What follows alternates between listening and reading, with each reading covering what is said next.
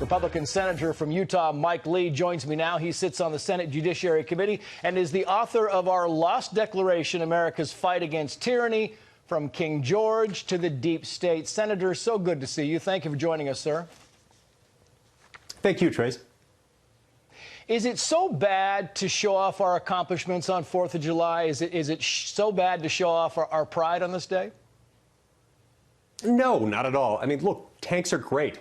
And if we want to clap for some tanks as they come by before we light up the grills and watch fireworks, that's fine. Look, what these people are needing to come to terms with is the fact that this president, President Donald J. Trump, has been more respectful of his power as commander-in-chief and more careful about using it than any president in our lifetimes. And I think they're freaking out about that, and that's part of why they're mad about this. This isn't a problem. This is celebrating our country and our armed services who protect us.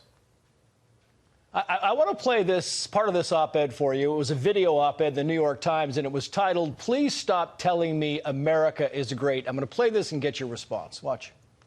While a bit of patriotism is great, jingoism is dangerous, especially when it's built on old or fake news.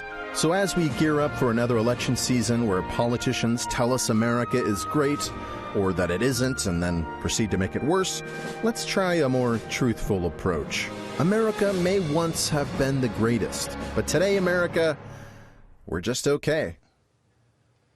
And, Senator, we played you 28 seconds, and that was a much longer piece. It goes into saying how America is really more impoverished than countries like Latvia and Lithuania and Mexico, saying how our health care is worse. A lot of the claims critics say are absolutely preposterous. Your take on that New York Times piece?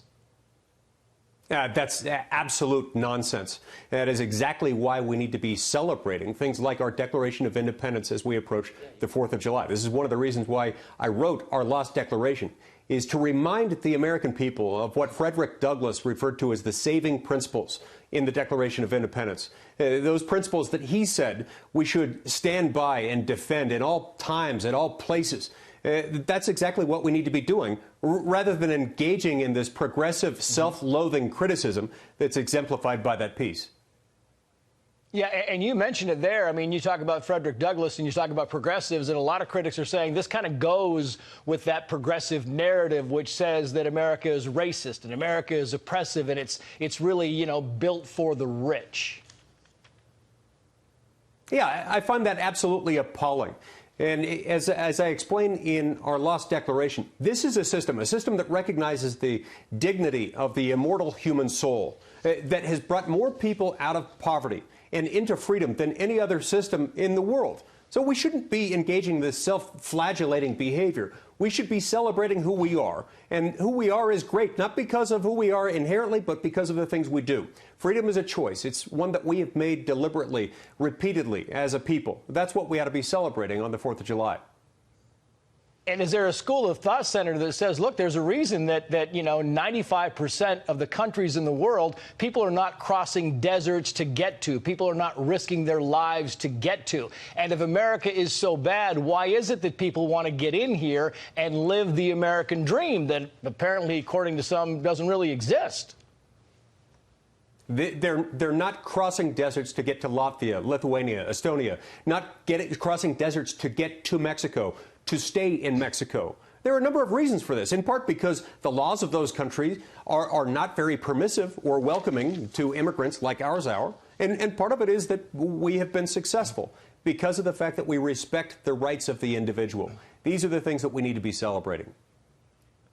Yeah, and there's an argument that says, look, if you look at America, I mean, parades are part of our fabric. You know, we had parades for military members. We have parades for World Series champions. It's kind of who we are. And on 4th of July, what's wrong with a good old-fashioned parade, whatever it includes?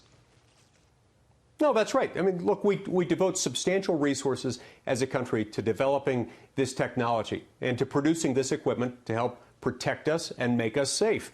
If we want to showcase it now and then, there's no harm in that. And, you know, look, if all we display are large inflatable Rocky and Bullwinkles or SpongeBob SquarePants replicas, then perhaps people around the world will get the wrong idea. That's why I don't think this is a bad idea. I think it's a good one. Yeah. Senator Mike Lee, good to see you, sir. Happy 4th of July to you and your family. Thank you. Same to you and yours.